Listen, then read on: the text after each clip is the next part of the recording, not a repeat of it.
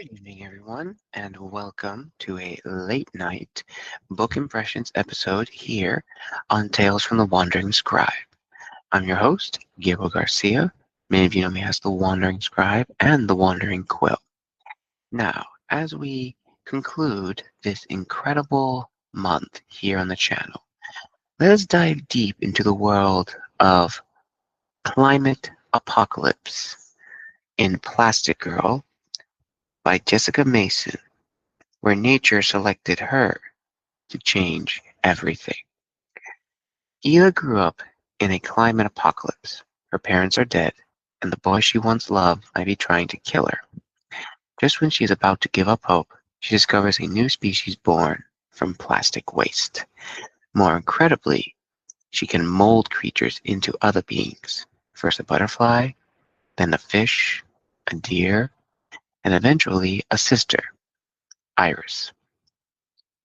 As his unlikely sisters dabble at creating life, it becomes frightfully clear that Eva is dying of the wasting disease that has killed almost every human on the planet. When a dangerous boy from Eva's past discovers the island, Eva faces an impossible choice: become like him to survive, or let him destroy the paradise they have created. So, without further ado, let us dive in the Plastic Girl. Prologue. Eva's blonde hair had grown long, knotted, twisted, and tangled into dreads.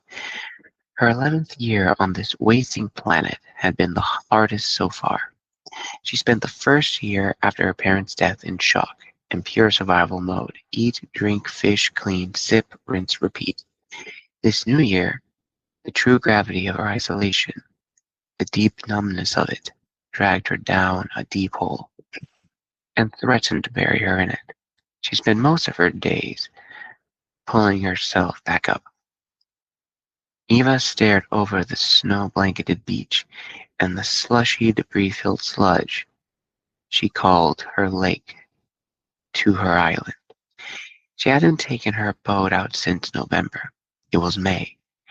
But this winter still held her prisoner. She itched to check on her island, go fishing, anything would be stuck in this cabin alone with her thoughts. Eva stood in her father's slippers, head resting on the cool window, weary of winter. She sighed, watching the frigid air rise up from the surface of the lake, the sun's morning light warming it and her window. At least in the dead of winter, she couldn't see the garbage on the ground.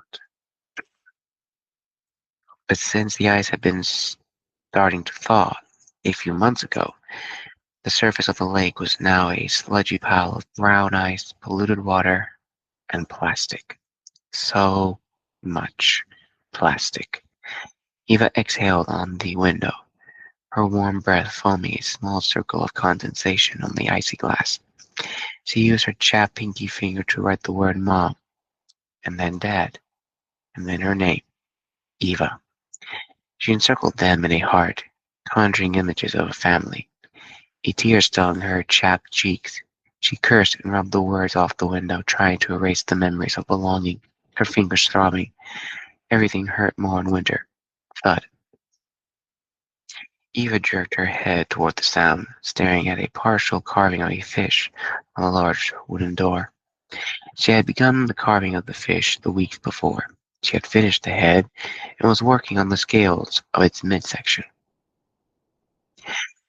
A second thud came from the porch behind the fish. Dashing past the sleeping bags piled on the couch and grabbing her mother's shotgun, Eva's arms trembled and she mustered the strength to raise the heavy-barreled toward the fish on the door. Gun cocked, finger on the trigger. She waited, praying she remembered to deadbolt the porch's outer door. Someone fidgeted with the lock until it finally circled, or rather clicked open. Wind howled into the mudroom, followed by heavy boots stomping off the snow, and then by quieter footsteps approaching the carved door. Eva steadied her aim and her breath, locking eyes with their fish. Eva had never shot a person. She didn't want to start today. Her fingers quivered, and the weight of the gun pulled at her arms. She struggled to keep it aimed at her target. Metal on metal sounded through the door. The person behind the door was picking the next lock. He decided not to continue to the next house, probably hoping that if a door was locked, something of value was behind it. A meal, medicine, maybe clean water. They should also know that it probably meant something deadly was behind it. Someone guarding those valuables. Like a hardcore girl with a gun. Correction, an absolutely scared out of her mind girl with a gun. The lock clicked, and the knob turned. Someone pushed the large wooden door open.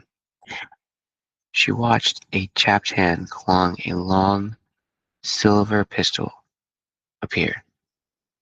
Then a head of short, sandy brown hair, and finally crystal blue eyes filled with two things she recognized, fear and loneliness. Drop your gun, Eva croaked. The boy, about a foot taller than her, maybe 2 years older, didn't raise his gun. He didn't drop it either. He put his other arm up. Drop it. I don't want to hurt you. I'm just cold, hungry, he said. You should have knocked. Eva snapped. That didn't go so well at the last house, he responded, flashing her small smile. Please, can I come in? Drop your gun and slide it to me, Eva said softly. The boy kept his blue eyes glued to her face. My dad will want to talk with you first when he gets back. Eva lied. Sure, the boy nodded. Leaning down to set his gun on the ground, he slowly rose back up, his foot on his gun. I've been watching your place for a few days, making sure it was safe.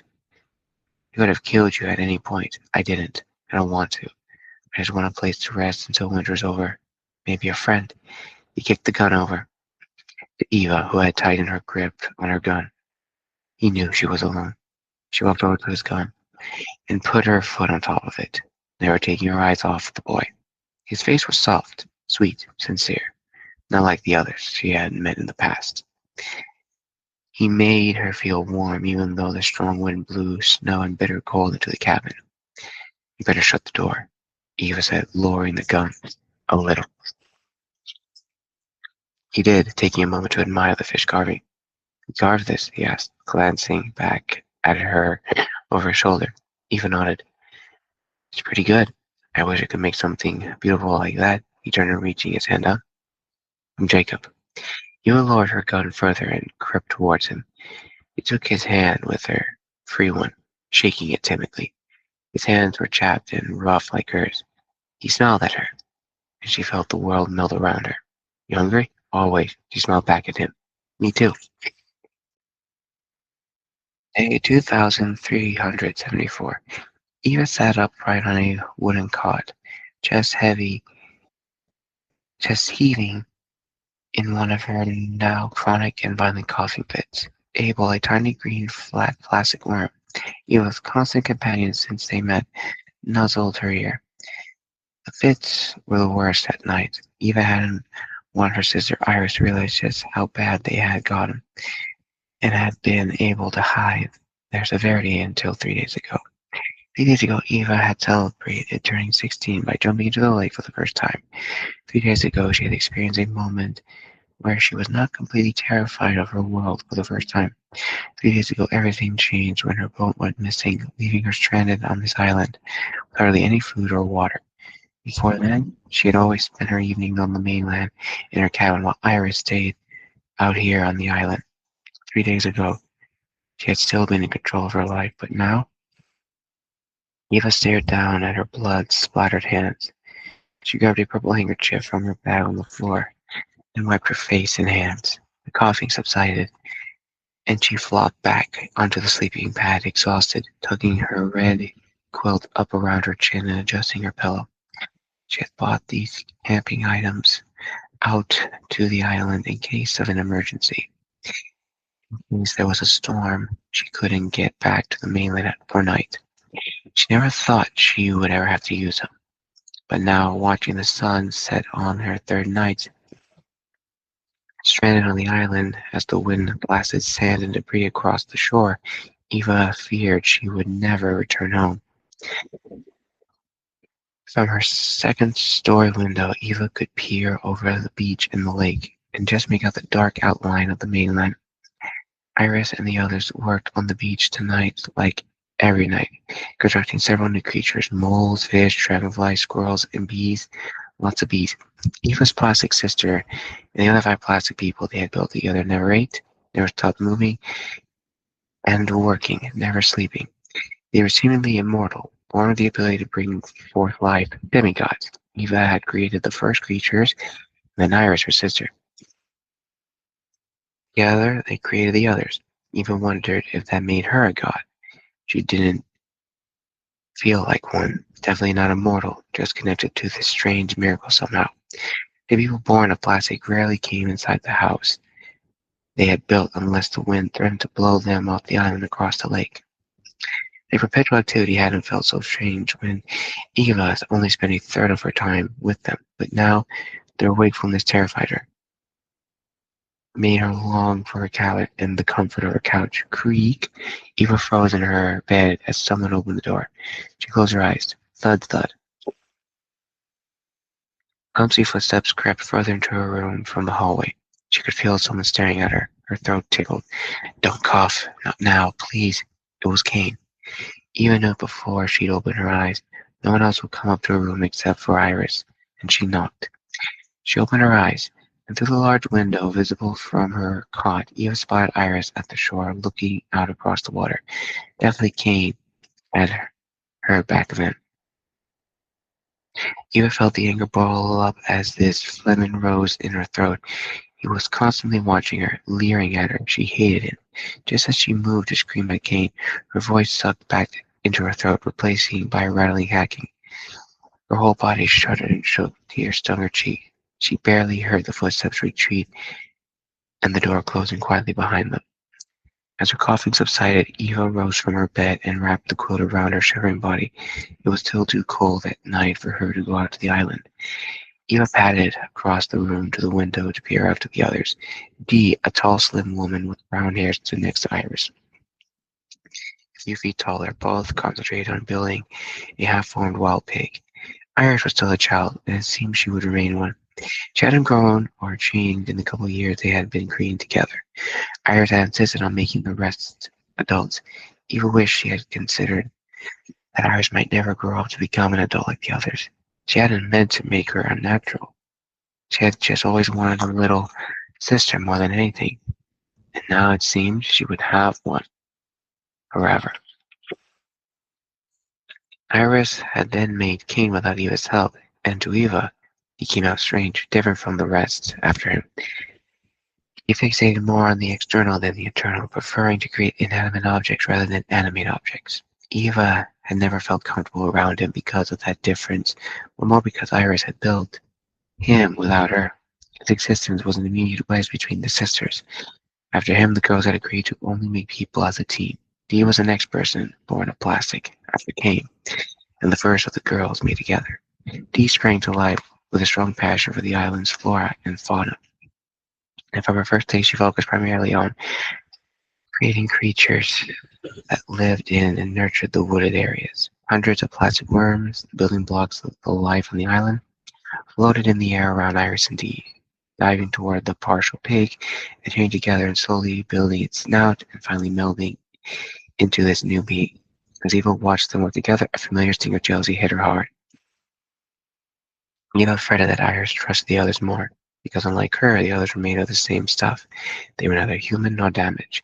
She had created Iris to be her sister, but she couldn't force her to love her above the others.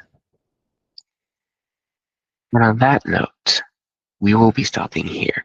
So we get a little idea, viewers and listeners, of what this world is like. We know there is an apocalypse. We know that there was some kind of calamity. But I do like the idea of like plastic beings being created. And honestly, this is the book I've been trying to read for quite a while. So I hope you enjoy this little teaser into the world of Plastic Girl. Now, this again, I would say gives a good 4 out of 5. It definitely set up the world of imagination. I like the characters that were introduced. And so far, you don't really know what caused the end of the world, which may be the point. Well, I hope you've enjoyed this late night